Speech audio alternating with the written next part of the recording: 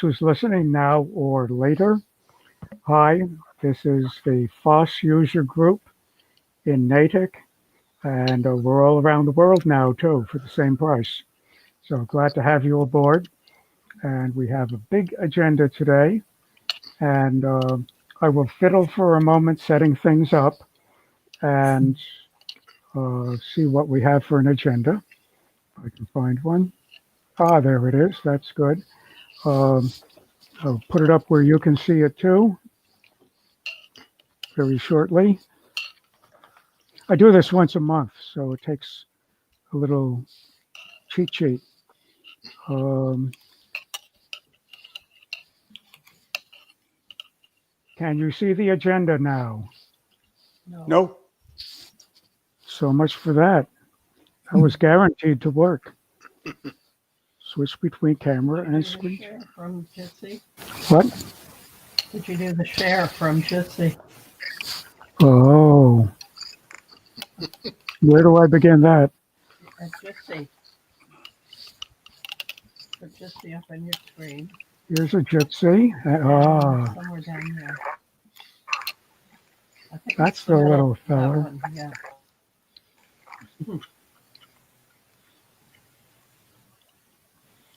Your entire screen. I think so.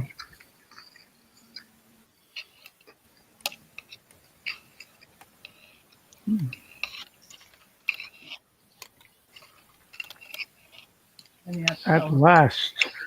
Yeah. Oh, there we go. is the screen showing yet?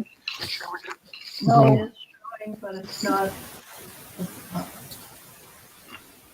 That's me. That should be the screen. It went away. Had its nerve.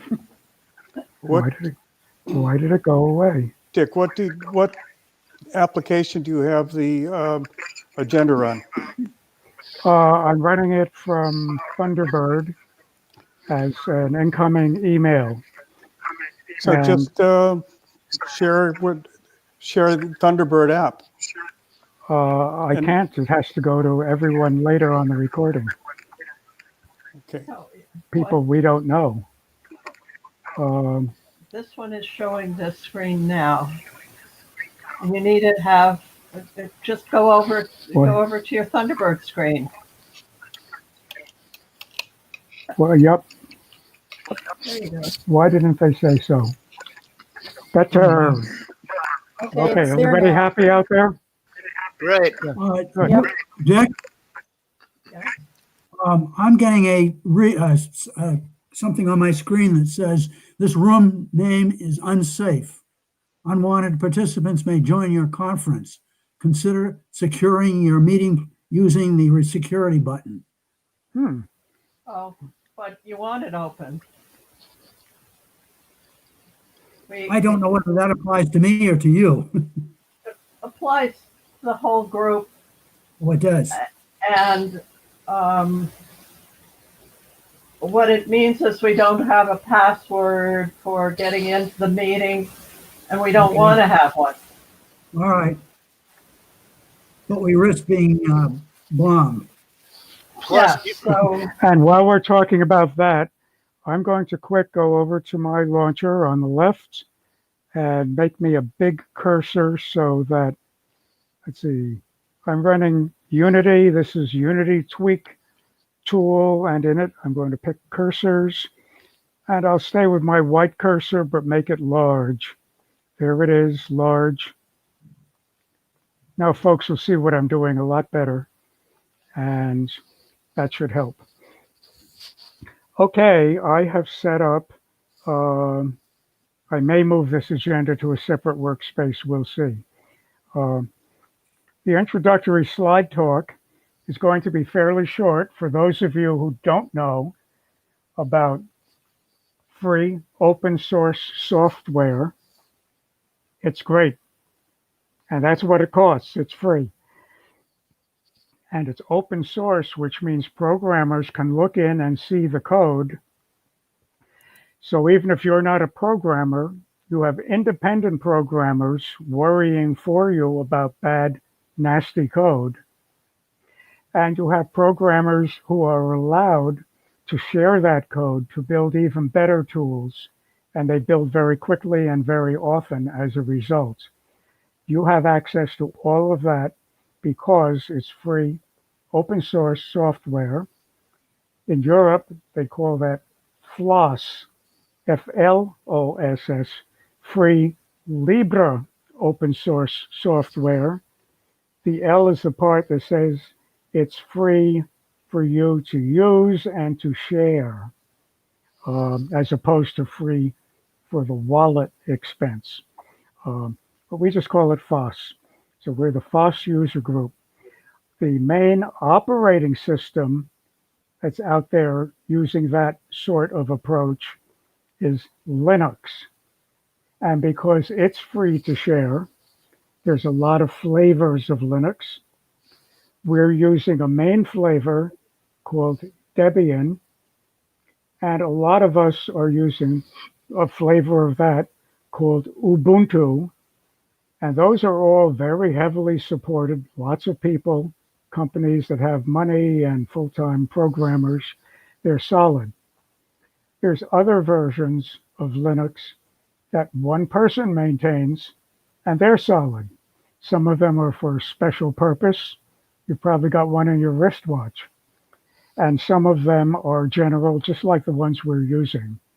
I am using a Linux from Ubuntu, but the front end I'm using on it is another independent app, another free software, and it's called Unity. It makes it look a little different on the screen, and you're seeing it here. Ignore the agenda, look at the extreme left side. That's my launcher, my Unity launcher.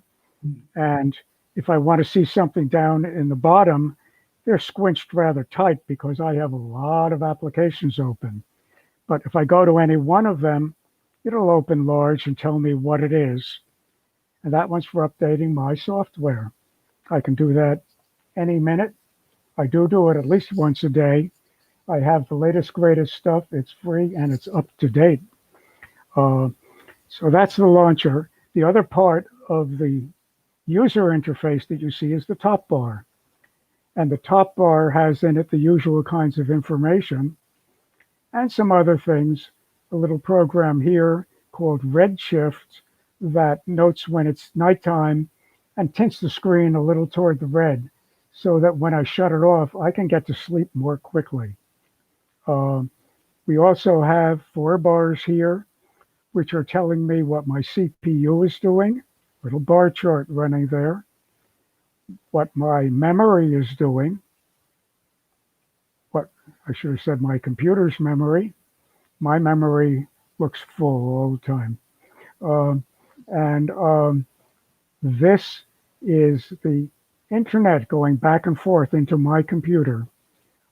Red to read, white to write. Same rules on color over here, but this is my storage, my solid state drive in the computer. And white means every once in a while it's writing a little bit and then shutting up again. If it goes to read something, if I go to read something, you'll see a little red mark there.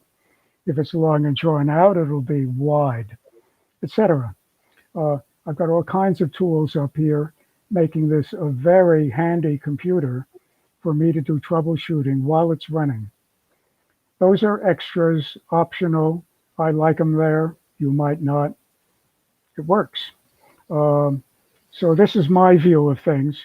When I'm in Thunderbird, my email program of choice, to see lots of incoming email. In this case, I'm just looking at one incoming up close. It is here and it's live on the screen. I can click and go to links in it. And later tonight, it will be up online instead of the draft one. And you can click on the same links. So pay attention to which links you want to find later. Okay, I think that's enough. All you need to know about Linux is it's real, it's solid. The best parts of it are very well supported. The experimental fringe corners may not be. You can find out which are which. And we have a user group to compare notes Even between the monthly meetings, we have a discuss option for the user group. You can place a question or an answer there. Welcome. And we hope soon you'll be running a computer on Linux instead of the kind where you're not allowed to see the inside of your own computer and know what they're doing to track you, etc. I think you'll like it. Well, let's play with one.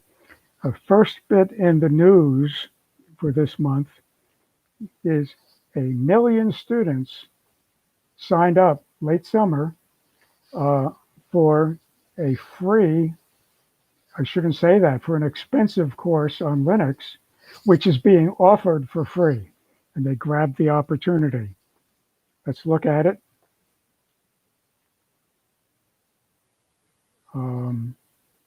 Says it's sharing my screen, but I don't hear it comes. Okay. And this is an article about it. And it says that there have been free courses, there have been expensive ones. This is a big operation broadening the effect of free ones. And you can read all about it, but you may want to actually go and do it. And it tells you how to get there too. So you can go to that free online course information, and in there you can sign up, you can get aboard, or you can just read about why you might want to. And this is Linus as in Linux, Linus Torvalds, the Finnish high school student who decided he wished he could have all this good stuff home on his IBM PC. And that was the start of the Linux flavor of getting a really good open independent system. Take it home, use it anywhere. So here he is. He's older now, and he's still in the middle of things. And hi, Linus. So this course was running $2,400. Wow. And then it switched to free availability. So do pay attention. This one is big news in that A, it's there, and B, a huge number of people just jumped aboard. You can too. In fact, let me go back to where I came from. Yeah. So thanks. Says U2, and the U2 tab will take you right in to, I think it's an 11-minute, I'm not sure. Well, there's a video in here. Was it the top one?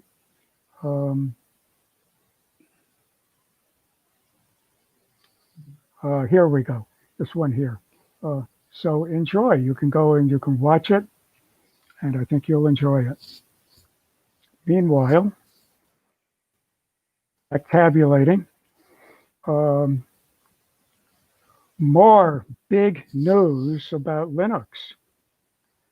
Lenovo puts out a lot of good computers, and they are now taking orders for computers that come with Ubuntu or Fedora, another popular one within our user group. They can come right on the computer when you buy your new computer from Lenovo. Which computer? Well, 30 models of ThinkPads and ThinkStations will be coming with your option. Just tap the button and they'll come with it built aboard, ready to go. That's not the way it's been. Things are changing. Well, let's see. The students are getting aboard. Why? A, they get the stuff for free. B, they get better jobs if they know Linux. And next case, Lenovo is now offering Linux aboard. Similar reasons. It's making more sense this year. And look who else comes next.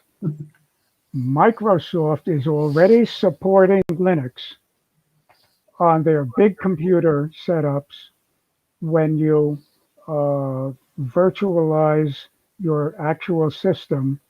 They can run many in parallel. They know how to virtualize Linux.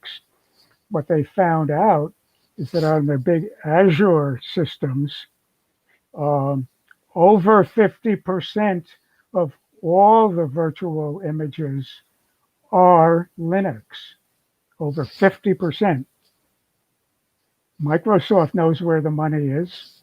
They are now wanting to complete a complete virtualization stack where Linux is in the boot code all the way down in the bottom. To do that, they want to change a rule that Linux applied many years ago. Microsoft is good and bad, and they've done some very bad things for Linux, including saying it's terrible. If you watch the debates, I think you've seen Microsoft's position in the past. Now suddenly they love Linux, they're friends with it, and a lot of people don't trust them. So this is a political question. How about Microsoft making a Linux for which Microsoft is home? Is that a good thing? I'm going to vote no for now. We'll wait and see for what happens. But everyone's getting on the bandwagon. Wow. Okay, that's all I wanted to say about how popular Linux is. It kind of fits in with the intro. But there's a lot of articles you can click in there to follow up, and you'll find a bunch of them have links of their own to much more. These are big topics. Here's one that happened a year ago, but the really good reporting on it happened this past Saturday in the New York Times. And how interesting it affects the New York Times, which is huge. It affects eBay, which is worldwide, and it all happened in Natick. I mean, physically, actually in Natick. Very interesting. Let's take a quick look. Cockroach cults? Well, yes. Just a minute. Oh, Firefox is telling me I'm not going to be able to see it on the Times unless I get a free account or log in. Firefox offers an alternative right here. I'm on the internet. If it's on the internet, I think I ought to be able to get there. Just a minute. There we go. I've removed the cookies it's been putting on my computer. I didn't authorize it to put cookies on my computer. Now I reload the page, and it reads a little better. And eBay used to be good guys. We deal with eBay heavily. But eBay had a corner in it that went crazy. Just insane stuff going on. And here's a box that just got opened, and it's full of cockroaches. That really happened to this couple in Natick. We don't know the couple, but we happen to know their across the street neighbor, a good friend of ours. We've been hearing about it, but we didn't hear the whole story until this weekend. This is spectacular. This you'll want to read. And you'll be able to see a lot more in the links, but now you know how to read it. And again, we're on a free open system. That's the way the internet's supposed to be too. So that's all I want to do. I guess yeah, it's in a separate tab. I'll close it. And my message to you is, if you'd like to read more, honest, it's a good one. And we've got another article here for the local point of view on it. I think it's the Boston Globe talking a while back, but it's the same topic. But the first one is a really good article on the subject. All the people involved have left eBay, and I'm glad because I value eBay. Just bought a computer on it a few hours ago. Our computers came from eBay Minutes ago, dear. minutes ago, not an hour yet. And our computers come from eBay. I wouldn't like it to be the enemy, but I do have one gripe about it. The guy on top who left eBay as a result of this scandal was given a $57 million severance deal. Holy mackerel. I wish the guys that were doing all the work got paid well to boot. They don't get paid badly, but so read all about it. More news. AI. AI is in the news. Everything following it on this line and the next is AI. It escalates disinformation. Hey, it was supposed to be good, wasn't it? It enables fake videos. That kind of goes along with the first one. It's been disabling valid websites. AI is doing that. And AI has been arresting innocent people. All the artificial intelligence that we thought was so wonderful, finally coming to computers and to our computers, and it's going sour in a lot of corners. Why? What's happening? Well, escalating disinformation. The Atlantic Monthly says I have more free articles. If I need more than that, the same trick will work in Firefox. The supply of disinformation will soon be infinite. The disinformation campaigns, which you're particularly seeing in terms of the upcoming election, Russia is contributing a tremendous amount of disinformation, but be sure that America is sending some back the other way. And the escalating amount of stuff going on is becoming immense. It can now get generated faster than anyone can read it. It's getting more accurate, and it's going to get worse. Do you want to mention John's eyebrows? Mention what, Joe? John's eyebrows. Oh, I don't think I can demonstrate it here. Can you describe it quickly? Yeah.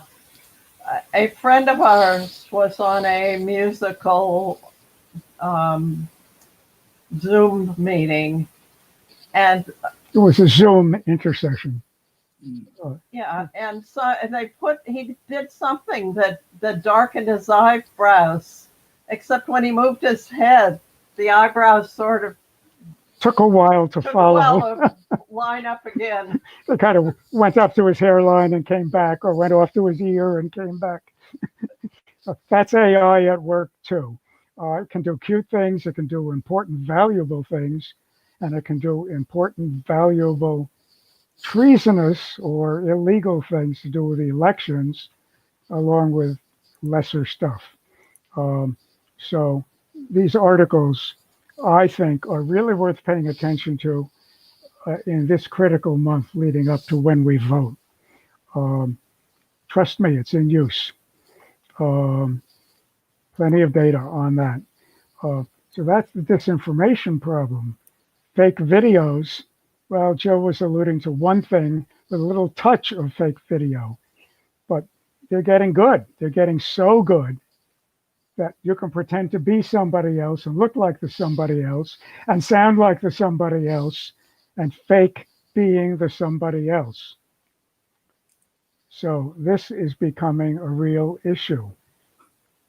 And here's a Trump becoming an Obama, I think. You can do things like that. So you want to see what's going on there, who's doing it for fun and for profit, and what you're able to do to guard against it, or at least be aware of it. It's an issue. Here I go.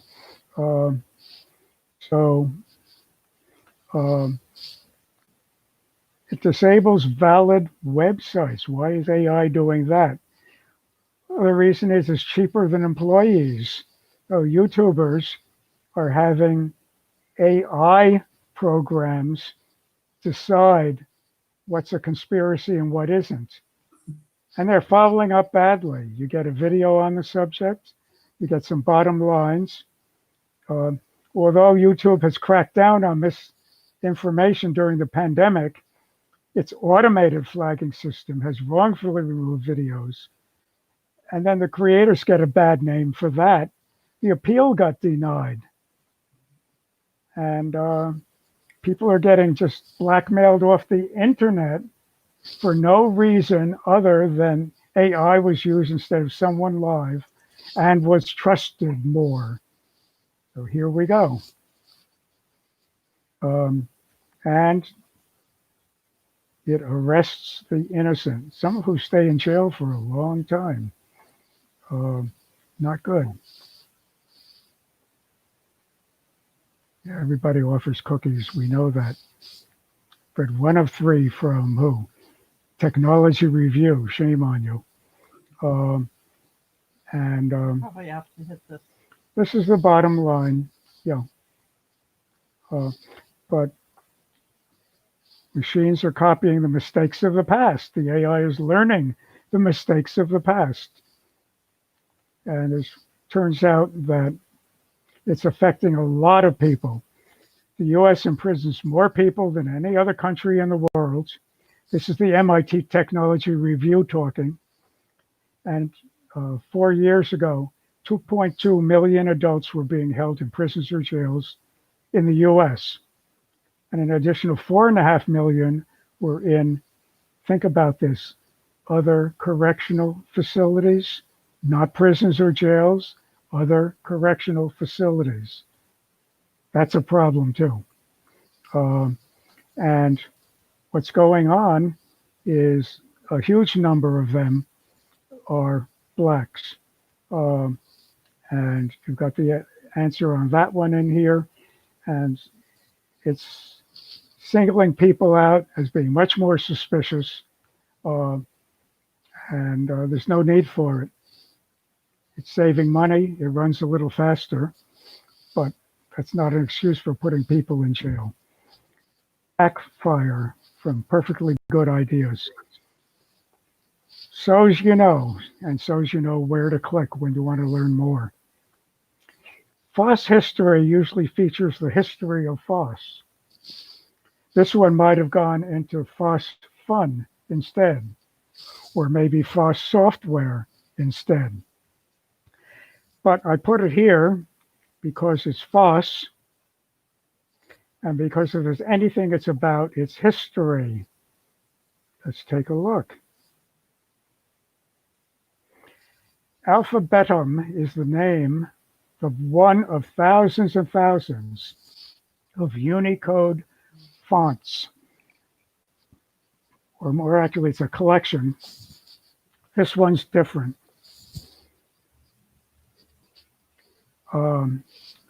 The Alphabetum Unicode font is the result of a personal interest dating back many years in the problems faced by classicists who need special characters to type ancient languages.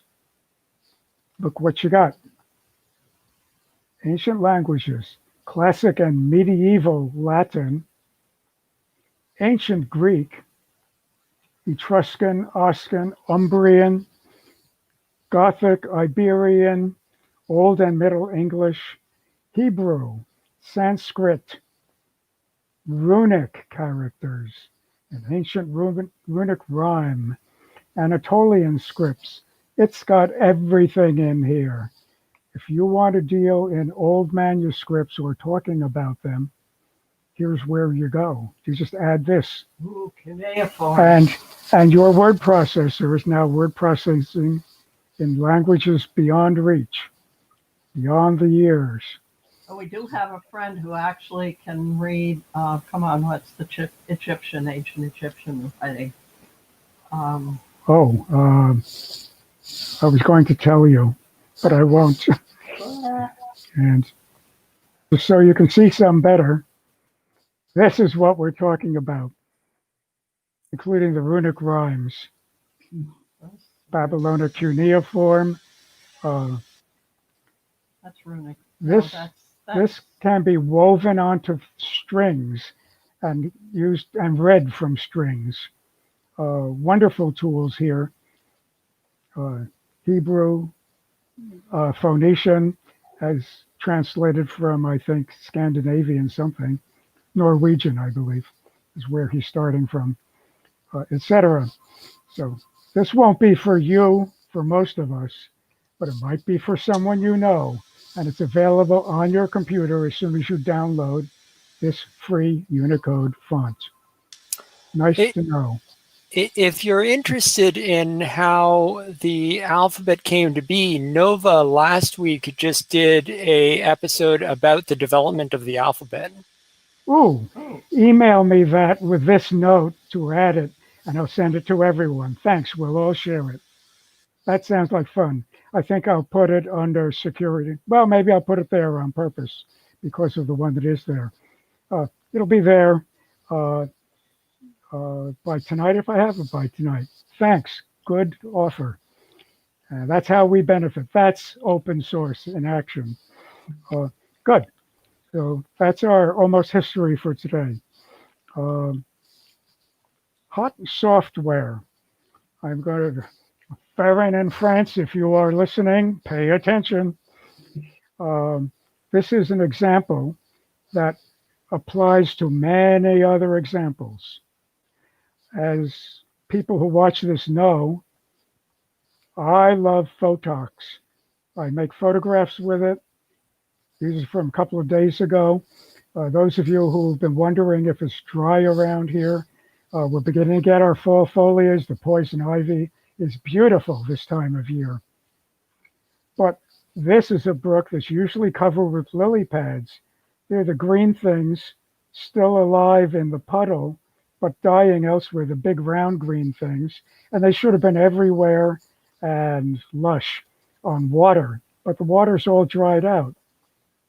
And out in the background there, that's the Upper Charles River, and it's got water in it, but this little estuary of it is all dry. Um, and I take pictures like that. I want to do things with them, and I have a lot of good tools for doing it. But sometimes I want to take a picture and do something else with it. Let's say I want to put it into a page of writing with a picture, and I'd like the writing to echo that fall foliage color up high there in the trees against a background of the same light blue that's right next to it. Wouldn't that stand out and look beautiful with this picture? How do I find those two exact colors? Well, turns out if you have a Macintosh and you play with artsy things, you know about Mac Color Picker. It costs a few dollars extra, and you don't get to see the internal code. But it's really nice for doing that job. Here I am in not Mac for the hardware, not Mac for the operating system, and I'd like to do something like that. So I can go visit Firefox, open a different window, and in Firefox, I can go to alternative2.net. It already knows what I'm typing, so I'll just let it get me there. And in it, I could put Mac Color Picker, and bang, I've got a bunch of suggestions. They're nice, but this one's for Linux. I could use it, and it's open source. That's nice. I went through, this one's only commercial for the Mac, and so is this one. So I have a lot of looking and picking and tricky stuff to do, unless I set it up to say, instead of all platforms, Linux. And instead of any license, I'll be an optimist, and I'll say open source. And I'll find now down here that one of the many. Oh, what happened? You only have two. I narrowed it down too much. Well, that's enough. The bottom line is then I opened one of them, I sorted on it, and the one that I liked that I eventually got to was G-Pick, not G-Pickle, and found lots of information on it. But once I had it, where am I? There maybe. Now I could put in, and the point is if you're going several hops, if you look a little deeper, we're now looking at free open source Linux, and it says it certainly counts, GPIC. But you know, it's not the only one that fits. You learn more if you look a little deeper. Wonderful tool, alternative2.net. So that's how I found GPIC and found out I might like it a lot. It also suggested along with it a place I could go get more information, or I could go to its website, gpic.org is its website. And what do you know? There's more information there by far, help, and we can find a blog. We can talk back and forth about it, lots of stuff. So it looked really good. And I can use this tool, and Jill is about to demo it to you. I can use this tool to look at my photograph. I can use this tool to look at your photograph. I can use this tool to look at anything on the internet.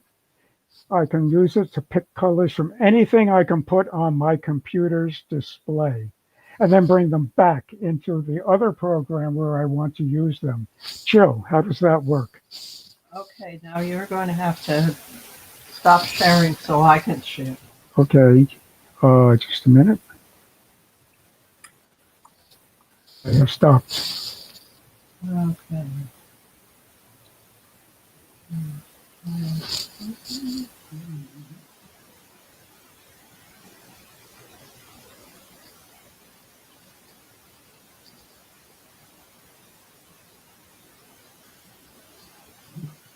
And we're here.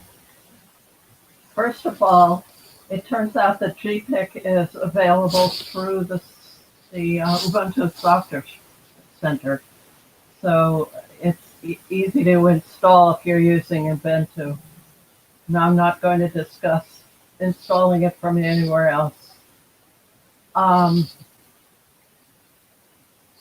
found that the documentation is a little thin, so I've been mostly just sort of messing around with it and trying it. And let me go to the GPIC program and Botox. Here we go. You can either pick individual colors, or you can. They have a tool up here where you can have it pick all the colors from an image or a certain subset. I would say that the program is oriented towards creating web pages, and they do have a button to actually save your palette to a CSS file for defining stuff in a website. And some of their tools, for instance, are oriented that way. For instance, layout preview is a way to lay out web pages, and then you can, here's the, wait a minute, save it as a CSS file. The fun part is where you go to the pick color and this is something I found that was not in the documentation. You have to click on pick color and get this little red dot here in order to activate the actual color picker. So what I can do is I move my cursor over something, and you'll notice that the center hexagon turns to the color that I've got my cursor over. And then I hit the space bar, and it puts it out in the outside edge. And then I can Put it in one. what? Say that it put it in one. It put it in one here. And let me see. I keep forgetting how to do this.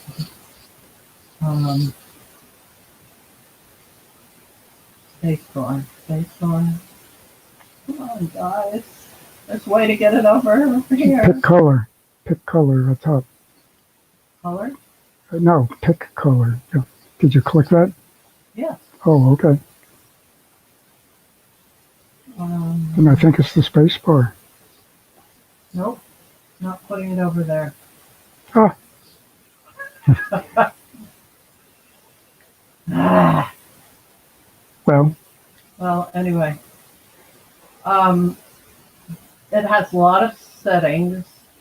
For instance, zoom allows you to zoom into a bigger or smaller area on your you have some little dot. You want to pick up the color. You can make it big. we're going over the red. We've got red. I hit the space. Wait a minute, I've lost my pick color button. Go to the left. Yeah, there you are. No, I keep doing that by mistake. That's probably enough, Joe. Okay. Anyway, you can, for instance, choose a color scheme which will take a set of colors from the color wheel and choose those colors. And you can choose from complementary, which does the two opposite, a triad, which is a triangle, and they call split complementary. All of this is artist talk, artist speak. And so let's suppose you choose these, and then you want to have, then you can either choose the actual colors by moving, and you'll notice the circles on the color wheel are moving around, or you can just do it this way. Saturation is how bright the color is. So if I move it up here, it's pure colors. I move it down here, they're very grayed. Lightness is how pastel or the opposite it is. So this very pastel, very dark, black, all black, and you can test your eyes colors discrimination by seeing how far up you have to go before you can see the actual colors. So anyway, there's a lot of interesting stuff. Now I should be able to get these darn things. Oh, add to palette. There we go. Right click. If I right click on it and add it to palette, it puts it over here on the right. And let me see, there was a way to do all of them. Another thing I can do is I can go to secondary view. No, tools, palette from the image. And I tell it how many colors I want to have. So I'll set it for 8. and I'll go to, this happens to be the actual picture I have on the screen right now. Open. And now it's picked 8 colors. I'm presuming that it has some sort of an algorithm that picks up the, based on how big a percentage of the picture those colors are. And if I cut it down to 3, it's pretty much green and black, and this light blue. Or I can go up to a lot more color. And then I can add it over here. And let me delete some of these. Remove. Or I can hit the delete key. Or I can remove all of them and start all over again. Done? Pardon, Dick? Almost done? Yes, I think so. Let me see. If I could do layout preview, for instance, so if I click on the text here and then I double click over here, it changes that color more. It's more obvious if I click on the background and click on something over here, double click, and you can see. So it's really nice for designing web pages. I plan to use by taking photos of some of my miscellaneous color yarns and picking up the colors from them and using that with a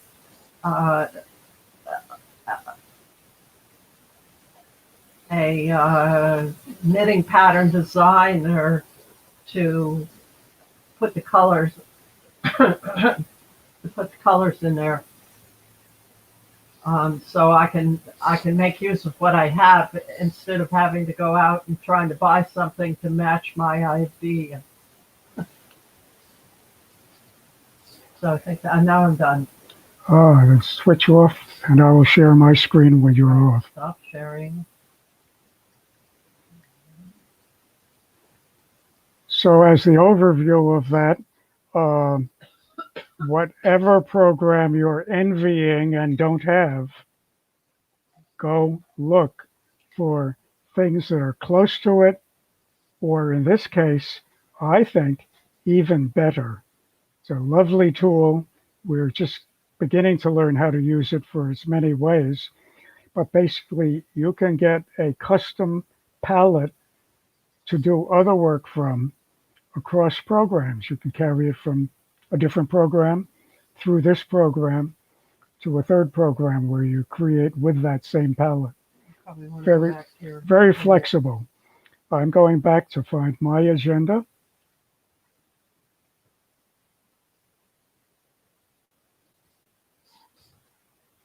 And with a little luck, I'll have it.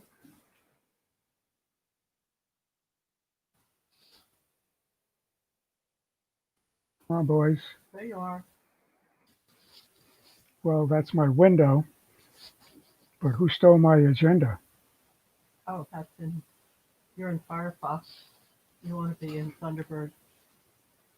I'm in Chromium still. Oh, okay. There's the culprit. What do you want to be in Thunderbird? We'll go back to the Chromium I want to be in, and then I'll go to Thunderbird, and here we are. Good. So thank you, Jill.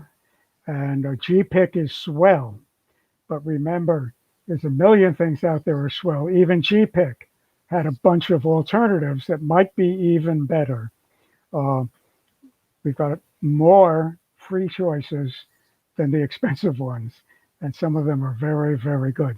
So this is really a talk about alternative2.net. Again, we've done it before as well.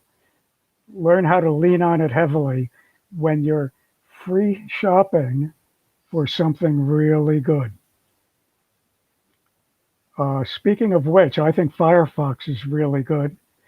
When we're using Jitsi Meet for these meetings, because it's much more secure, privacy caring than Zoom. You should avoid Zoom, and Jitsi is one solution for doing that. Um,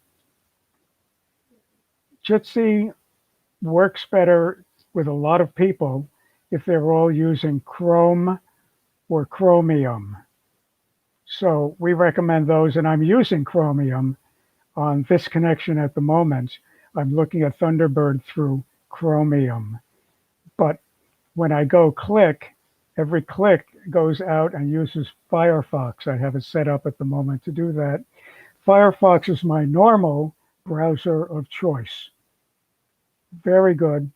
And again, coming from a main supporting group, Mozilla, that's into FOSS, and they have a lot of add-ons. And a lot of security stuff. A lot of security stuff for your security, not some other company's security. And the opposite, I can keep their cookies off my computer. And Firefox, in addition to having the main program, also puts out Thunderbird and is beginning to support it directly again. It had independent supporters for some years. But on the add-ons, let's see what they've got. For Explore, okay, they're recommending one called Disconnect. Stop trackers in their tracks and learn more about them. We're not majoring in that one today, but maybe we will. It sounds good, and they're featuring it at the moment. Extensions are like apps for Firefox. They add features, and you can see the extensions, but right now, we're looking at the apps. Popular themes, I guess we're looking at all of them all at once. We can look into one of them more than others, or copy plain text, different programs a lot of people are enjoying. Themes. How many themes are there to see Firefox in a pretty frame and with pretty colors? The answer is thousands. So they have some. They'll find you more if you like those. Privacy extensions, DuckDuckGo privacy extension, and Privacy Badger are two I'm using right now to keep other people from horning in on my stuff and to keep me from hooking into something that would get me in bad trouble. So those are two that I like. uBlock Origin is another. Video download helper. If I see a video on the screen, but it has no way to save it, this is a way to save it. It doesn't work for everything, but It works for almost everything. It works for most of what won't work if you didn't give you a tool for doing it. And again, they're featuring privacy essentials. So more themes, this, that, and the other. Password managers. And for themes, different kinds of themes. If you want a theme with scenery, let's see what they are pushing today. That's nothing. We got better outside our window. And that's cartoony. Oh, now we're talking. That I like. And so on and so forth, till you find the one that you'd like, and you can turn it off or try 3 other ones real fast. Strictly a matter of taste, not speeding up or slowing down your computer. So much for that. There's lots of add-ons in that set. You'll enjoy looking through them for days. Mozilla Thunderbird also has add-ons. It's well supported. I like it very much. You could use it with a website that you keep your mail at instead of using the built-in one from the website that's tracking you. But personally, I clear my mail off the website as soon as I can. And I do the rest of my work in Thunderbird from my own computer. Why not if your computer is big enough to do the job? Time out for a moment.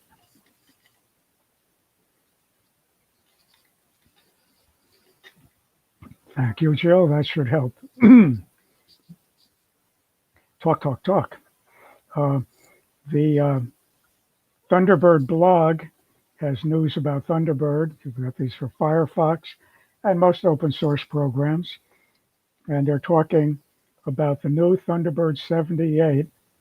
They hopped instantly from decimal releases of 68 to 78.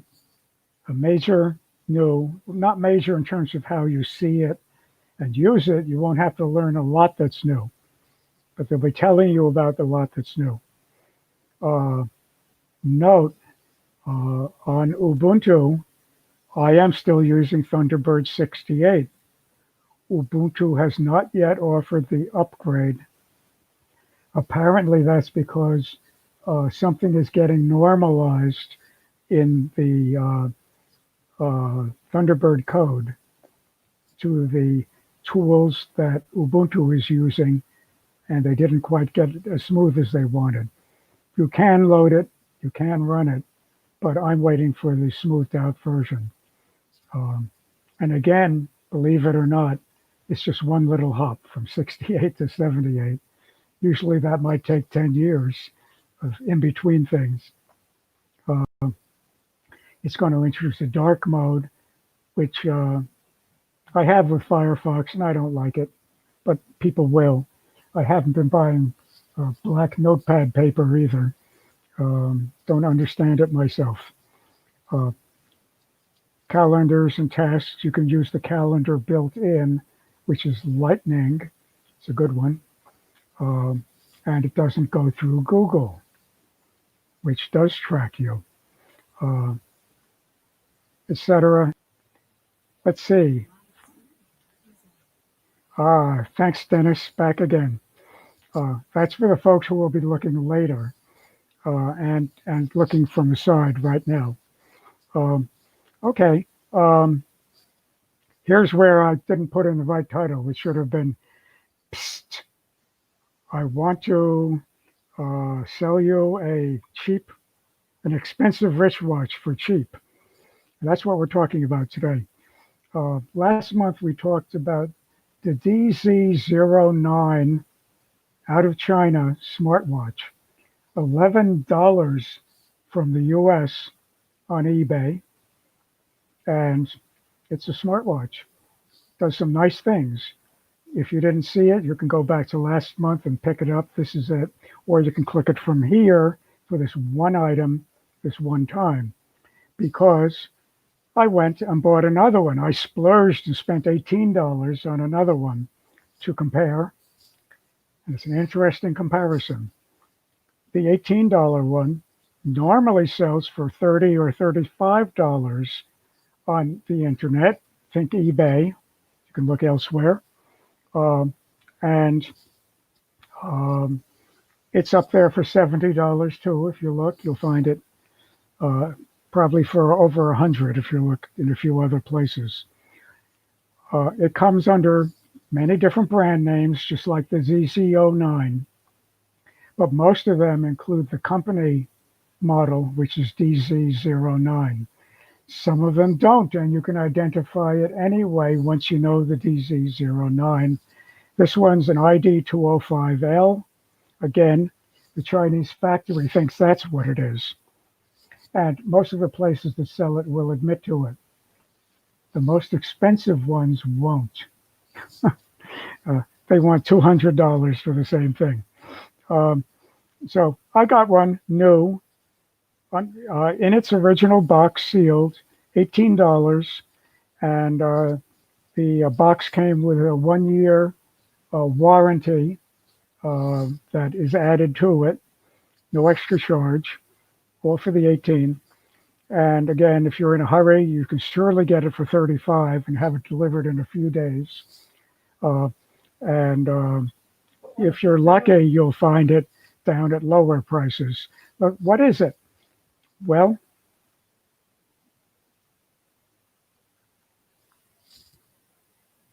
here I'm on eBay, sorted the way I like by clicking that link. And here's one, pre-owned, 20 bucks, free shipping.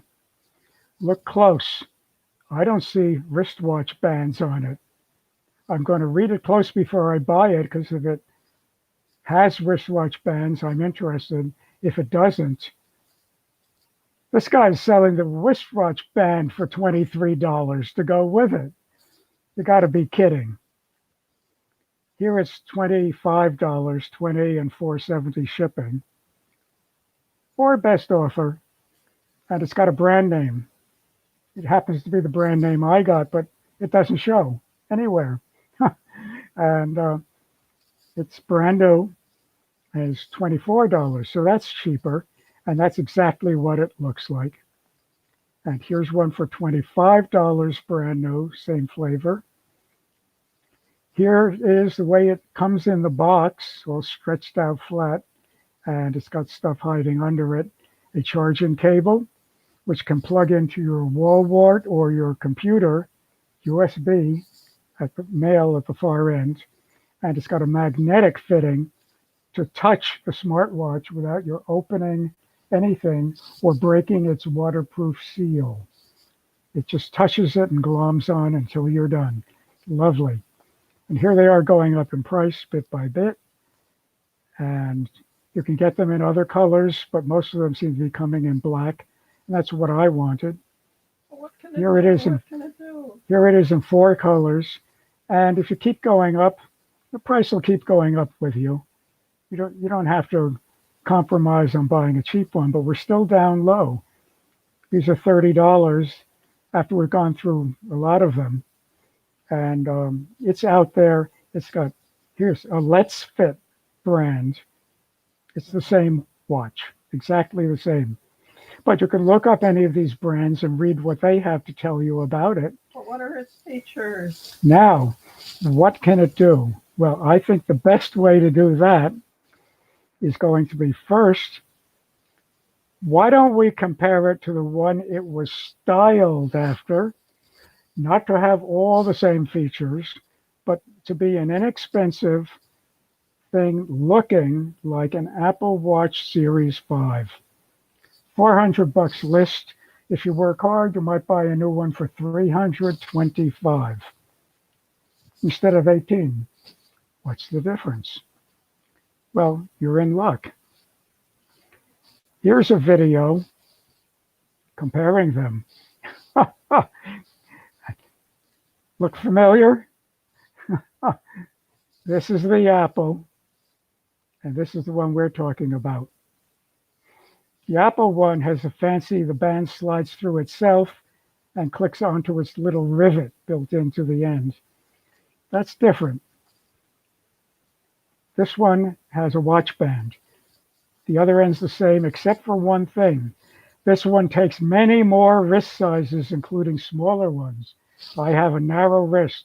This one will fit children's wrists, as well as larger ones than the Apple. It's actually more versatile in that initial sense. What does it fit? And it's got a very nice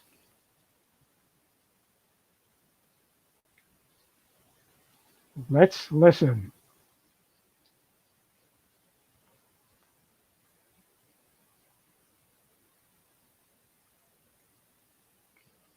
I'm not hearing anything. You're not hearing it? No, Really? you're only hearing it in your headphones. Oh, I'm so sorry. That was giving you a video comparison, but I hear you weren't hearing the sound on it. So I'll leave it for you to watch. But I'm going to compare all three. I won't show you the Apple Watch, but I will show you just a minute, let me get out of sharing.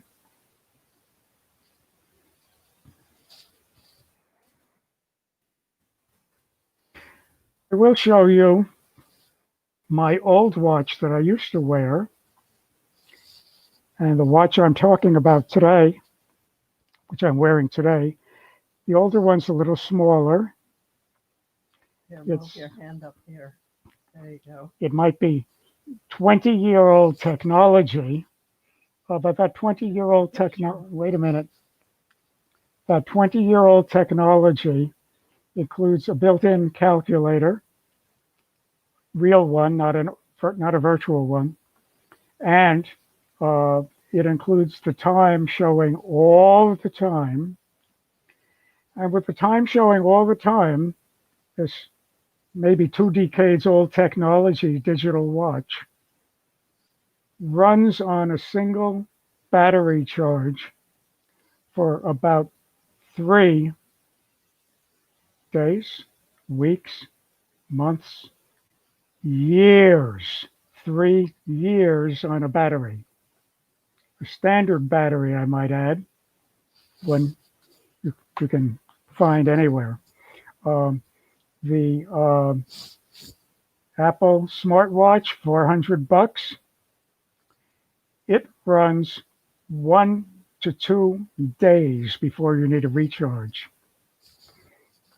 The one I featured last month, the DZ09, it's supposed to run 1.5 days on a charge, meaning you can have it out all day safely and get home and have a watch instead of a dead computer. The one we got turned out, you were seeing it soon after I got it.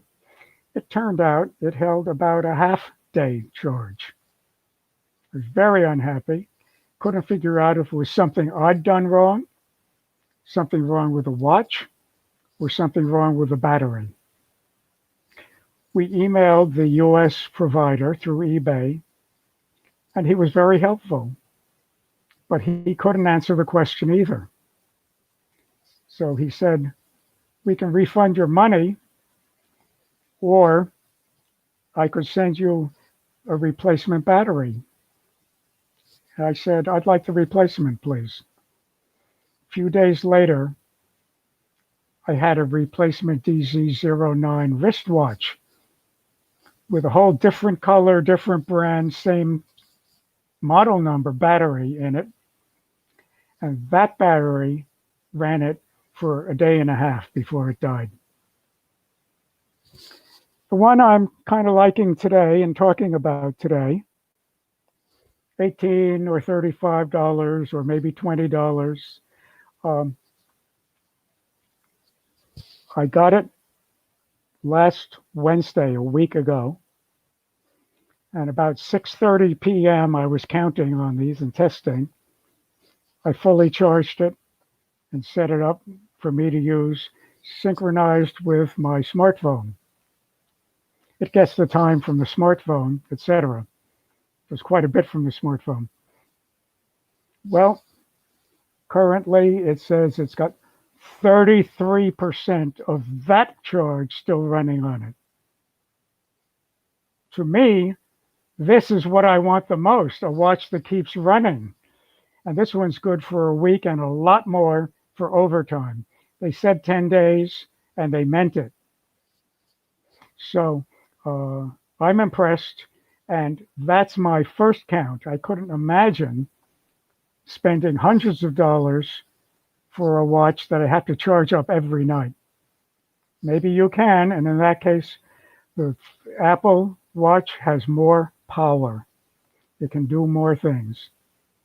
But the way I'm running this one right now, I can tap a button to see the time, or I can twist my wrist fast to turn on the time. I don't know if I can do it in your direction, like so. It works. There I am. And the time is showing big and bold the way I like it. Wait a minute. I know you're there. It's running You backward. just put it in front of your There we go. mouth there. Thank you, Jill. I can't, when I can aim it, I can't Now see you have it. to If flip it. Turn it well, on. I can click it. Yeah. That is big and bold, and I like it. It has other watch face options, but this one's a win. I'm just sticking with it. So that's stupid simple. And in terms of the watch side of smartwatch, it's the win. It's the win of all three by far. I looked at a bunch of others, and it looks like it's fairly unique in that relatively long for this year runtime. What else can it do? Well, for one thing, it's monitoring my heart rate and giving me continuous week-long readouts on my smartphone of my heart rate. Through the heart rate and a few other details that it can monitor, it's looking at how I sleep, how long I sleep, and how deeply I sleep. That's a nice feature too. And again, it can plot that out on a chart for you. Beyond that, I think it's fairly limited compared to the others. But any place it's limited and I care about, I have in my pocket on my smartphone with me. Calculator, for instance, I go instantly to the smartphone and use a more powerful scientific calculator that I could load onto it for free without squinting, without looking small. So to me, this is a huge win, but it depends how you trade off the options. If you think like me, order one in. It's so cheap you can't afford not to. Or just think about it for a gift, or for a kid who can't be trusted with one that he could break that's expensive. And by the way, as you look through the various brands, I find they're all a little loose. Its operating system may be Android, it may be Mac OS. One of them thought it was Win95. I don't know why. They're vague on the part that they don't have to deliver on. So you might want to go look at some of the different sales pitches on it. They're the same model watch. Uh, Once you know how to recognize it, you'll see some that don't even say the ID 205L, and you won't care. You'll know what you're looking at. The part I wanted to address was waterproof. This little guy is waterproof, and Waterproof or water resistant? not water resistant, waterproof. The argument is whether you can go swimming with it, but you really shouldn't do it a lot, or whether, honest to God, it's good to 35 meters of depth for Meters. continued use. And one is the 67 level of waterproof rating, and one is the 68 level. And you'll find that, like the operating systems, the vendors don't have it straight. The Chinese ones seem to know that it's 68, and the expensive ones seem to know it's 68. And I think the cheap ones just can afford to hedge their bet, or don't know better, or they copied one that had it wrong. So I'm going to tell you, it's very, very, very water resistant. And maybe you can take it down to 35 feet scuba diving for a long time. I have seen people dropping it in water and just leave on video and just leaving it underwater and then fishing it back out the next morning, and it's still ticking. So to speak, virtually ticking. So they've gotten interesting for me. I had an ancient design on purpose. It wasn't tracking me. It wasn't doing anything wrong. And it was doing what I wanted. This one's doing a few more things that I like. And as long as it's got a good battery in it, it won't tell you you're dead. But actually, I guess if you slide something between the back of the watch and your skin, it might tell you you're dead on the heartbeat detection. It's quite nice. It also has one feature I want to mention, just not because you buy the watch for it, because it's one of the most clever features I've ever seen. I love super cheap, super simple, super slick solutions to problems. This wristwatch has a watch band that doesn't pull out by accident when you didn't mean to. My last one did. I have a narrow wrist, so I have a lot of slack from, I'm not seeing it well, from the little extra loop that can slide to wherever you want, and the actual buckle, which is right here. Long way around on my narrow wrist. So I want a loop that can get out to the end. And once it gets out to the end, that's so far away, it has a tendency to flip loose. This click thing on this is kind of like that big metal rivet on the Apple Watch, except it's molded into the loop itself. And what it is a little tiny dot of a sort of a rivet in the same neoprene the band is made out of. It's just a piece of the loop. And when you slide the loop under it, you can catch it, and a little push pushes it into one of the holes of the watch band. Now it's pinned in place. If you pull from the side, it won't come loose. If you pull from the top, it's instantly loose and you can get it loose again. That's a slick idea. It costs absolutely nothing while they're molding the band. Works perfectly. I expect it'll work forever. That's what I call a breakthrough solution. I never saw that before on a simple watch band. Maybe you'll be seeing it on all of them soon, but it's where I met it. So that's my news on want to buy a watch? What else have we got today? We've got, and you're going to enjoy the comparison. I think it does a good knockdown. And you're going to find a lot, if you search on the 205L and look for ones that are offering a video about it, or just put in that number and a video and space video when you search on your web browser. I think you'll find a lot of videos on it. And I think you'll like what you see. Now, one way I can turn it on is a flick of the wrist. Why are you doing it over here in front of me? I thought it would work. Okay, I'm still up there. Good. That turns it on as one option. You can turn that off if it's turning on when you don't want, etc. You can change the brightness levels, this, that, and the other. But my question, as an electro-optical physicist who wonders, is why does that turn it on?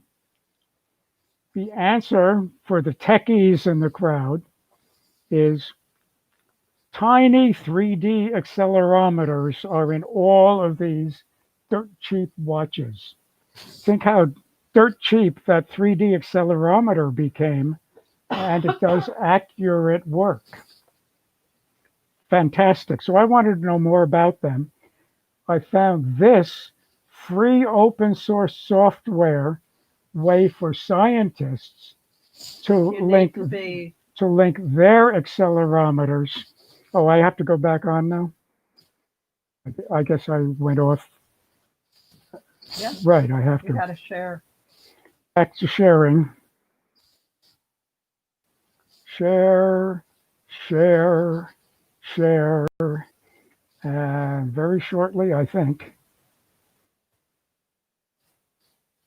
Where am I? There I am. Now I should be able to share. GGIR. This is a fancy tool for scientists to splice their computer in with their lab experiment that has accelerometer chips aboard on it. And it's got a full write-up of what it's about. So if you're that scientist or about to be, use it. But if you're not, just take a look at what it's telling you. For instance, um, I'm looking for the part on theory, not on GGIR per se, not this program, but on how the stuff works. Uh, waking, or 24-hour time use analysis. Um, sleep analysis, how is it done? Um, motivation, nope, well, motivation and clarification is good. It talks about why he's doing this and who he's doing it for, and setting it up. And by the way, you can set it up. It's keyed into R. R is a language for calculations, for data processing, for very fancy scientific math. And this is geared to work at that level. But I think sorry, I'm looking for something I'm not finding quickly. Maybe this will get me to it quickly. It has an introduction video and a mini tutorial on YouTube. And it's going to tell you all about, it is an R package, so it's built right into R once you install it. And you can embed external functions into it, just like you can embed it into R. And I'm looking for the background on it. I'm sorry, I'm not finding it instantly, and I don't want to spend the time looking. It'll be here. And I think if you watch the video that was right up top, you will find that that will be plenty for most of you. So this is an example of a very deep package, but that's not your problem. You can just learn something from it secondhand, what it's talking about. Excellent. Let me see, was there anything else to do with those? Yeah. Well, we're talking about charging batteries, and stop licking your Duracells under FOSS Fun. But it's quite serious, it turns out. Duracells now come with a really bad, bitter taste that lasts after you taste it. What's going on? The new Duracell coin batteries have so much charge in them that if a kid swallows one because it's a bright, shiny object that goes down easy and looks like a little gumdrop or something, it can burn a hole in his intestines. In some cases, it can kill very young kids. So they decided that the obvious thing to do was to make them taste really bad. Because once one kid does it, the other kids try it too. So if you're the kind of guy who pushes the button every time it says, read me, I'm a safe website, I'm warning you, don't do the same trick by tasting your batteries. So it's very serious, but it's also very weird. It's kind of funny that it should have to be serious. That's the battery story, which is kind of attached to the smartwatches, I felt, as was the accelerometer story. Jill demonstrated GPIC. And while we're thinking about that, remember I said you could pick from anything you can put on your computer screen. So it could be a live picture relayed from someone else, could be anything. But it could, for instance, be documenting the color of something to relay it to a doctor so he can see it more accurately than after going through a bunch of computers. Now, a friend of ours has a son who wrote a program, and just as we were getting into GPIC, he told us, look at what my son wrote. It's interesting. And you have some suggestions for what people might use it for. That's right. I want to bring it up. This is what he's got. And it's almost the same thing from the opposite end. For instance, It's online instead of in your computer. He's got the samples. Here they are. You can pick color palettes that artists picked for these commercial posters. And he has some other options.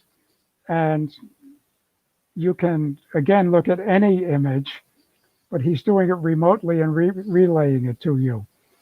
This could be useful to compare the accuracy of the number you send to the number of the accuracy he sends. Different computers, different detectors. Hopefully the color coding should be very close. So it might be useful even if you don't use it regularly as your color picker. But I thought it was very nice and worth throwing in alongside as a second example. Remember, for your computer in FOSS, I found a bunch of other examples once I put gpic in to alternative2.net. Do it in several hops instead of quitting after the first hop was the message. That's all I wanted to say about that one. You'll be free to play with it too. Okay. We are making good headway, but we have good stuff. A lot of this next set in Hot Internet is going to be on warranties. What repairs void warranties, the law in the United States that governs warranties, and is not as good as laws in some other countries. Extended warranties, and I'm going to lean in particularly on CityCard because it seemed like the strongest one I found, but also the other ones count, especially the ones that get the most used. Laptop repairability, what's a warranty for? It's for deciding whether you need, it doesn't matter if you don't need it. Be nice if you don't need it. Laptops, it turns out, most of the cards don't cover laptops. They don't cover computers. So the laptop repairability is almost a part of the warranty story. So that whole lump, I will come back to if I have time. If I don't have time, it's a big bunch of talking time that you can play through yourself now that you know what it's about. This one is on two topics in one. One of them comes up under security, and that is the November 3rd election security. Very important this coming month, big topic. But the cheating to stay on top part in this talk is being applied to Amazon, Apple, Facebook, Google, etc. The very popular sites that are tracking you and doing some cheating to keep themselves the most popular.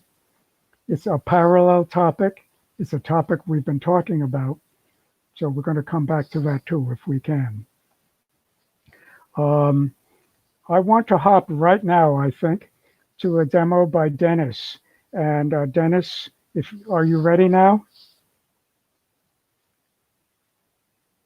Dennis is going to give a yes, talk. I'm ready. Good. Dennis is going to give a talk on a game that's also a whole package for building games, a 2-in-1. And I'm interested in watching. I think you will be too. Dennis, I'll take a minute to get out and then you'll be in. Here I go.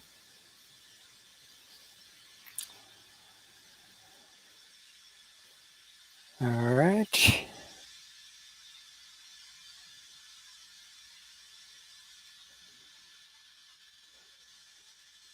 Should be able to see my screen now.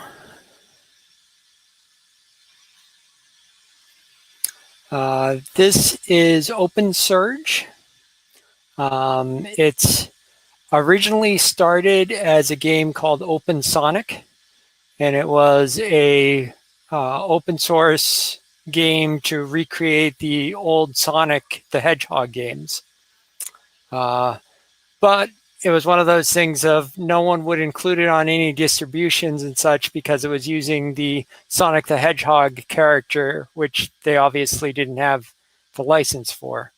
So the people making the game decided to create their own new character called Surge, and so they created this game, Open Surge. I'm not a good Sonic the Hedgehog player and haven't played it a whole lot, so if you want someone that's really good at this, it's probably not me. But it has a familiar platform. You speed up as you go. You jump and collect coins. You can go hit these things to get different abilities. Like the early Sonic games, you're trying to free creatures that have been turned into other things, I guess. Not really sure what the storyline is for it.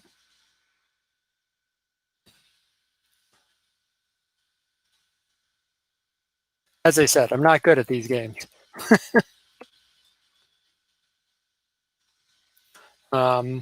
As Dick said, it is also a creation tool so that you can create other games that are similar in this genre. So they added in the ability that you can go over and edit all the levels at any time. And so it's a little different than a Mario game because of the way it does the physics in it.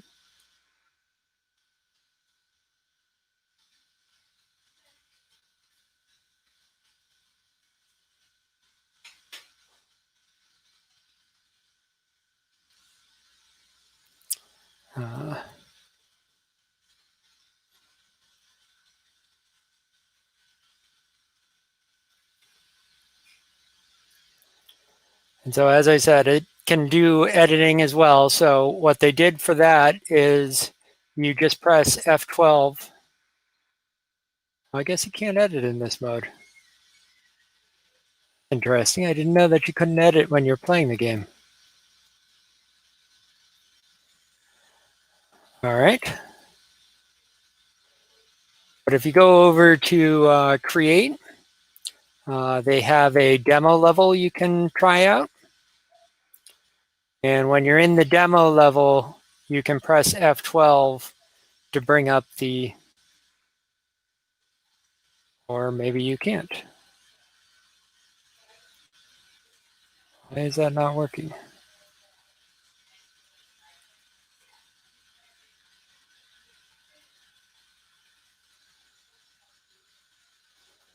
I just used the editor recently.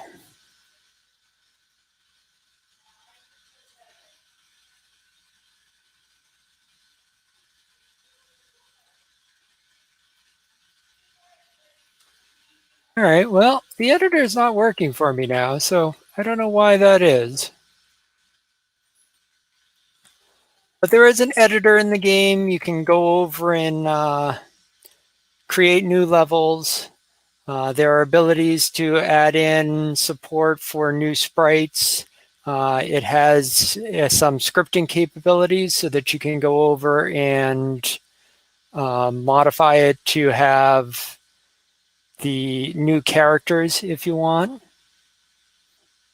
or have actions occur during the game. I was going to demo it using a PlayStation controller because it supports that. However, it doesn't work right. And I haven't been able to figure out why that is. So because of that, I gave up on doing that for now. I'm still investigating that. I let the developers know, but hopefully I'll be able to debug it and give them a better answer as to what's wrong.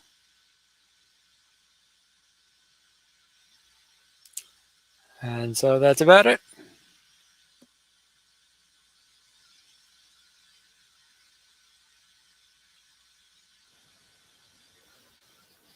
Okay, I can talk again.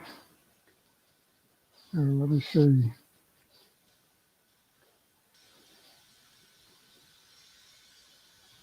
My screen sharing is on its way back, I hope.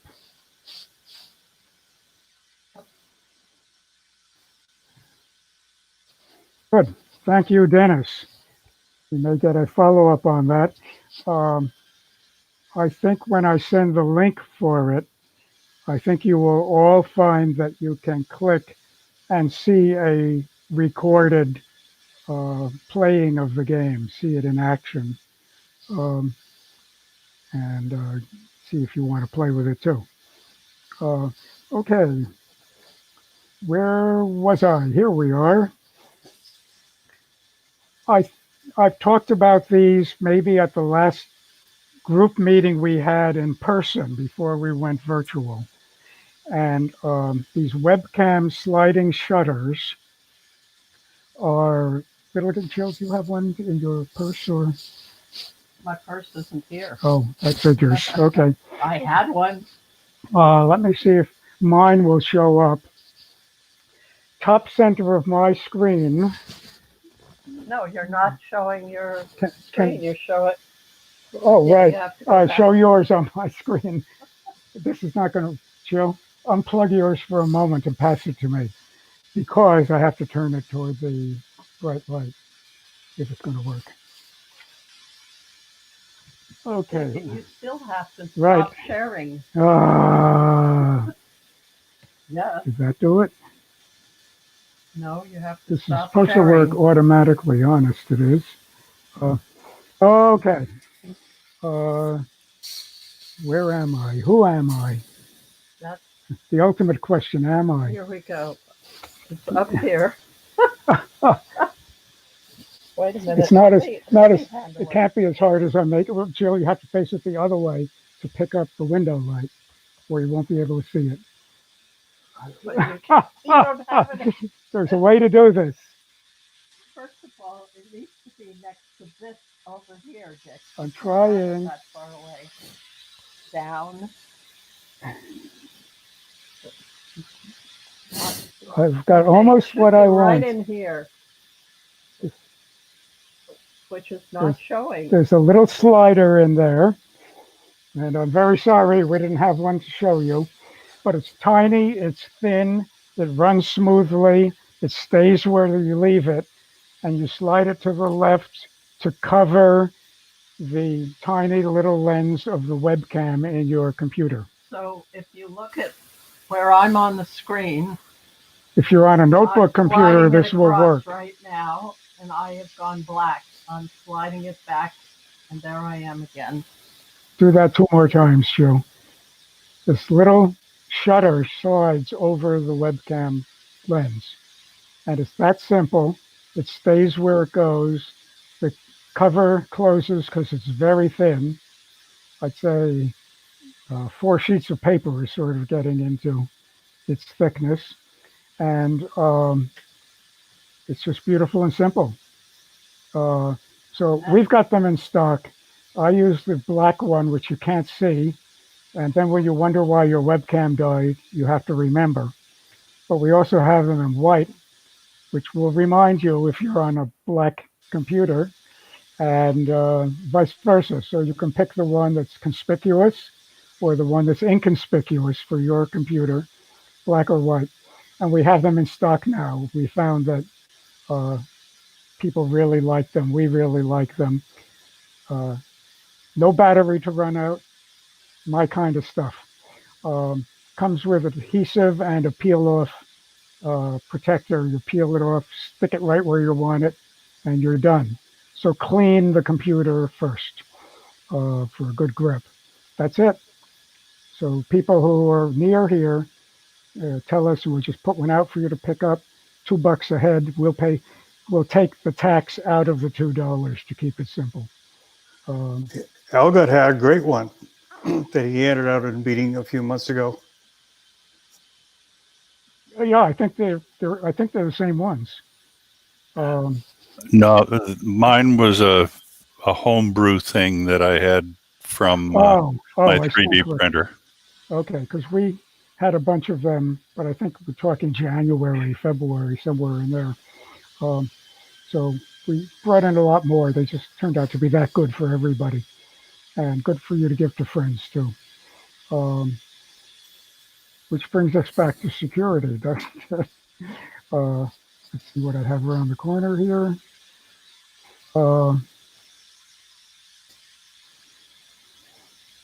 webcams, lighting shutters, election security. Okay, this one leads to other ones. We got plenty of stuff to read about here. Uh, the one thing election experts are not worried about is mail-in ballots. And I checked and found out this morning the ones that Trump was complaining about Tuesday night that were dumped in a mailbox, that was true. They were found from the mailbox, and from the mailbox, they were correlated, and all the ones that had proper signatures on them were counted. So even those, and that's the only example of that that happened. And who knows that the Proud Boys didn't do it to make an example that they could talk about. Uh, Nobody knows. But statistically, it hasn't been a problem. It's not one of the five things. But of the five things that they are worried about, this information, we just talked about it a bit under AI today, and it's very serious. It's in heavy use and was in 2016, and it's way up from the amount of use in 2016. It is a problem. Read details and link on. Um, Trump claiming victory early is a very big problem because it leads to interesting follow-on problems legally in both directions. Um, Hackers disrupting voter registration databases. That is a big problem because of a lack of federal attention to the computers holding the databases. This is done at the state level, and some states, Massachusetts being one, do a pretty good job on this. And some states do not have a paper ballot trail. If somebody actually wipes the computer, um, it's gone, gone. Um, and the paper ballot is all important, and it's not being done. And there are other cases where the key computer can be accessed from the outside. They're supposedly not attached to the internet, but you can attach a USB thumb drive to them that can wipe the hard drive, for example. Some of them are not the level of computer you'd expect at all, and the feds have not taken pains to upgrade that. So the election night, uh, the actual data can be attacked. This next one is hackers attacking the election night reporting itself. They can actually change that. And there have been examples given of each one of these. And election day mishaps. Like it's pouring out, people can't go inside except one at a time. And they, two-thirds of them go home disgusted instead. And there's not enough advanced planning for that. Very simply, it appears that the people in charge of it uh, have been the professionals doing all they can and complaining about the lack, and the administration people weakening those tools purposely despite the warnings. So that's the score. We've got it from a lot of places. This was a good summary that I threw in, and it'll lead you to plenty of other examples on the topic. That's the summary problem on it, and it's a serious one, and we have a month to watch it play through at our democracy's expense. Um, Web snooping, the one we were talking about earlier, um, we have a very interesting tool, and Jill is going to demonstrate it. It's called Blacklight. You can go to its website, and then you can use it to see who's going to your website and by what indirect means. Jill, take Okay, it from here. you need to unshare. Right, which I think I should do just, that D isn't doing it, is it? Click on stop sharing. Right. There's something else that should be doing it, but it's not quite working across the two, the Chromium and the Okay, there Firefox. you are. Good. Um,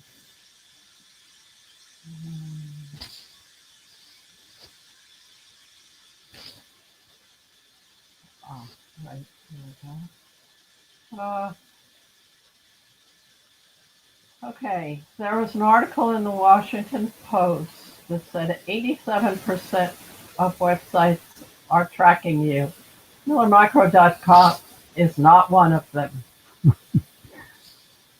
So this uh, is an online tool that lets you, it says run a creepiness test.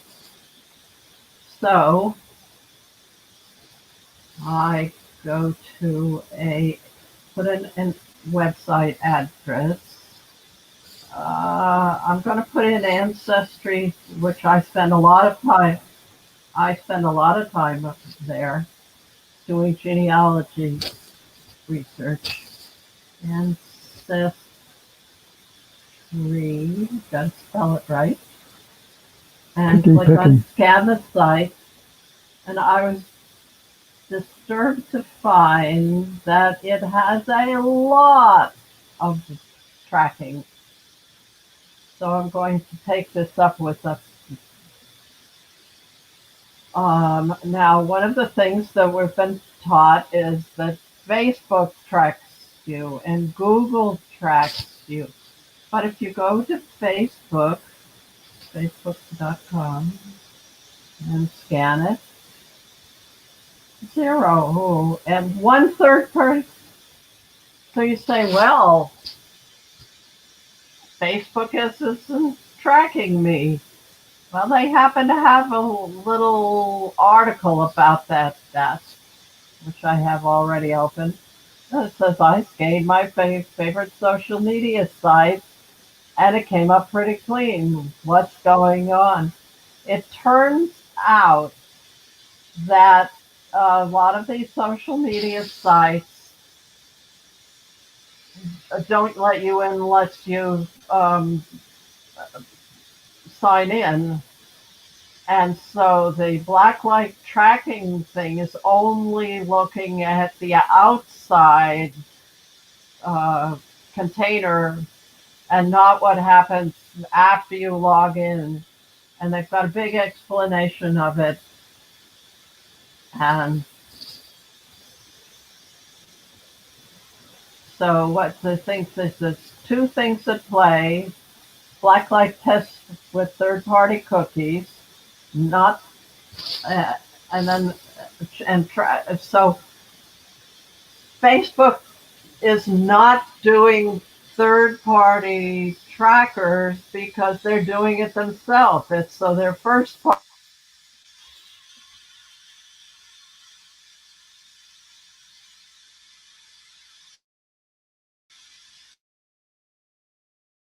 is Mine? Okay. yes, because I'm not using mine. Oh, okay. So Blacklight is looking for third-party trackers, and Facebook is using their own first-party trackers. The other thing is I just told you they can't actually sign into your Facebook account. So that's what makes it look like it's clear. And there's a lot of technical information here. And let me see. Is there anything else in here? No, that's basically it. Okay, and I'll switch back. I will turn off my sharing.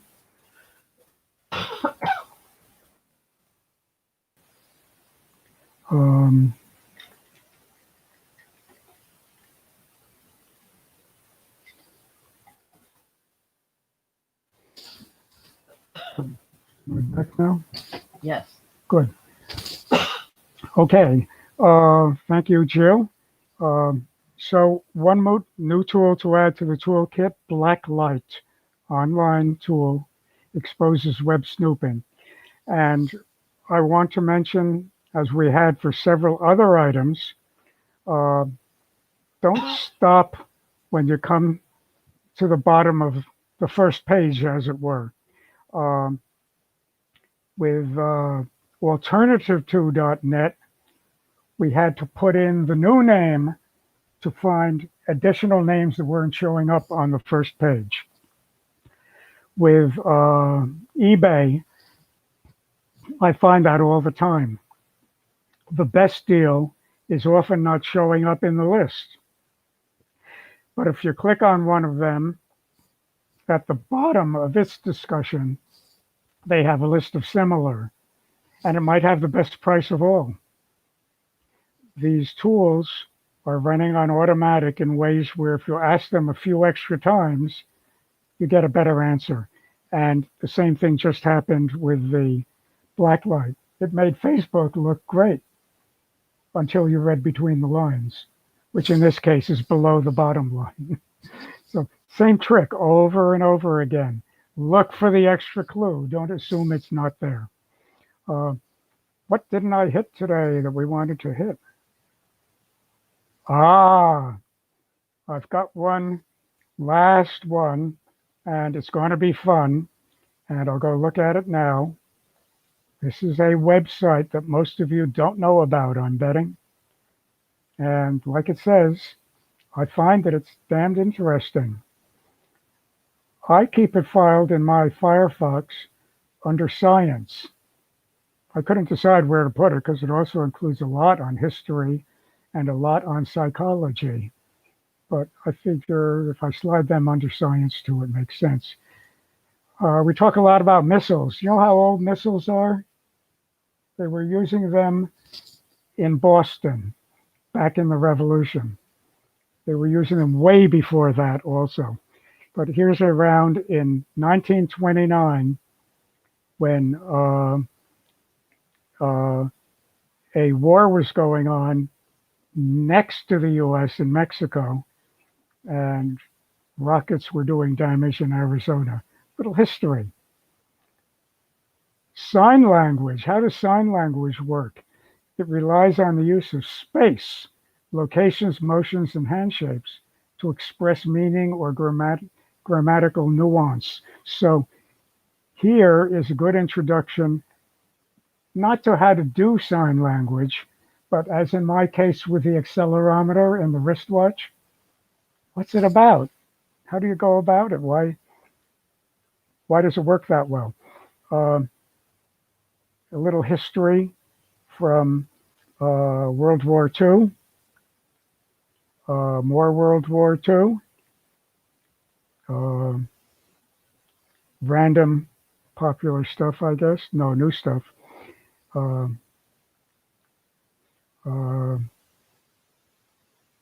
the Mercury 13 fought to get women in space. Virtually blind mole rats use their eyes to see magnetic fields. Whoa, accelerometer, here we go again. And there's too much gold in the universe. It doesn't calculate right. Interesting stuff, and lots of it. So I'm going to be very surprised if there's anyone that doesn't get to like a lot of stuff on damn interesting. That brings us close to 5 p.m., a nominal stopping time. And I want to ask for questions and comments.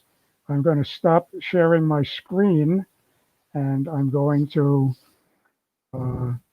see if anybody has anything they want to put in to help where we've been or to open some new direction that others might want to help with or know about. I just want to mention GPIC is available on Fedora also in their distribution. Yes, GPIC I think is available on Windows also, if I'm not mistaken. And I think not on Mac, which has its own nice one. But as I say, I couldn't be more delighted with GPIC, and there may even be better ones in that hunt list. We don't lack for tools in Linux. Um, so good. Thank you, Jerry. Any meetings anyone wants to announce coming up quickly? Algot had something. Go. I'll got you back. I don't have a meeting, but I just thought I'd mention that there is a third item that came from the Pine Book people.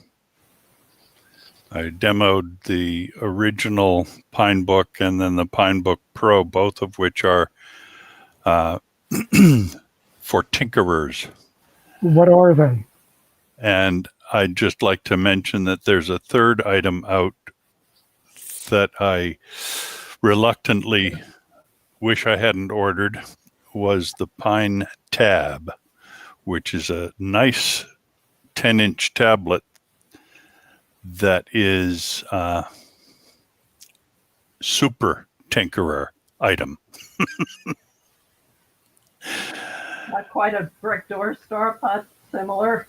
Yeah.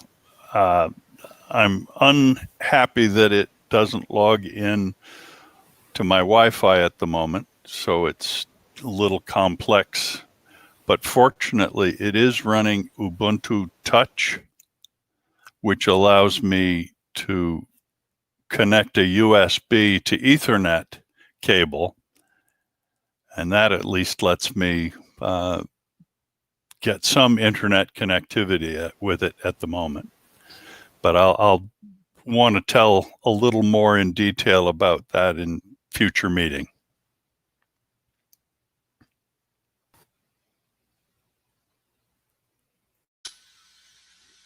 Dick, you're on mute. You're Oh, muted. thank you. Damn, that button isn't working.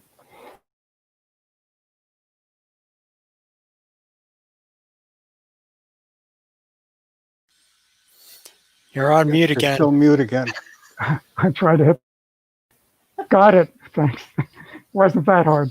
For Algot, I wanted to finish up and say these are notebook computers and now a tablet added to the set. Pine Book is a company that was set up in a sort of open source manner and raised money, open source style to start, to put out an open source hardware end to the computer to go with the software end. It's kind of like what Lenovo was doing when I announced it earlier in the meeting. You can now buy your notebook with Linux already on it, ready to go. Pinebook pioneered that way before Lenovo did. But they're a small player in the market set up just to do that. So the big news is they're the good guys that have been there all along. They're doing it and they're bringing out more. And their hardware is designed open source also, not just to handle open source software, but so you can change. I thought so. Who else had something to add? Nobody? I can show the editing for OpenSearch if people would like to see that. I figured out what was wrong. Oh, sure. Yeah, I'd like to see that.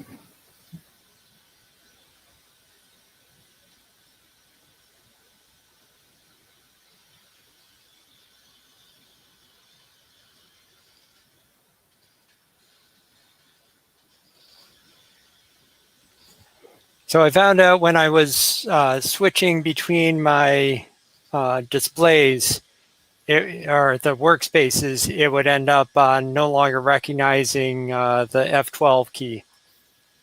Ah. But so the F12 will bring you into the editor. And then one will bring up a whole bunch of different things you can place down. So you can go over and say, I don't feel like jumping up there. I'll just make a little ramp I can go up. Now I could just go up the ramp to it. You can immediately go back and just start editing again.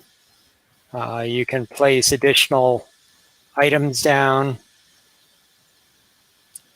I don't know what all of these do. I haven't gotten that into the game.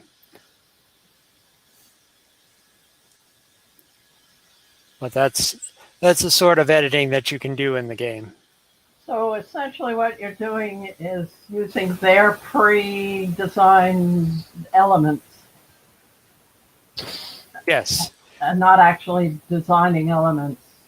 Yes, this is much more of like a map editor. So you're editing, you're just putting in the elements they've already had.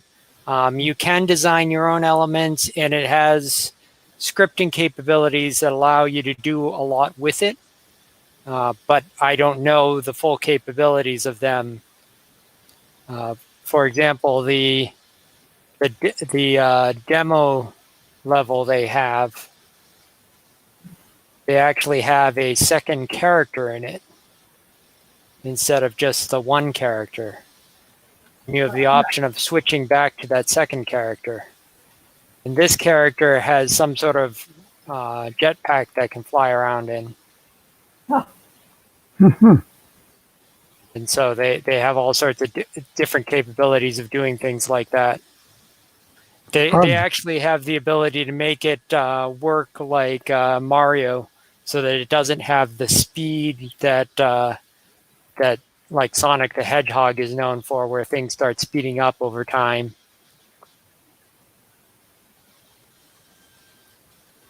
Very nice. And as I said, any level that you're in, you can go over and just hit F12 and immediately start editing it if you want. Which is pretty nice. Thank you very much. Again, when I send around the link, you'll be able to click and see a game being played, their example. And I kind of like this. We covered a hell of a lot of ground today, different topics. And from fun and games to next month's election, which I hope won't be fun and games. So have a good month. Look forward to seeing you next time. Thanks for joining in. Bye bye. Thank you and goodbye.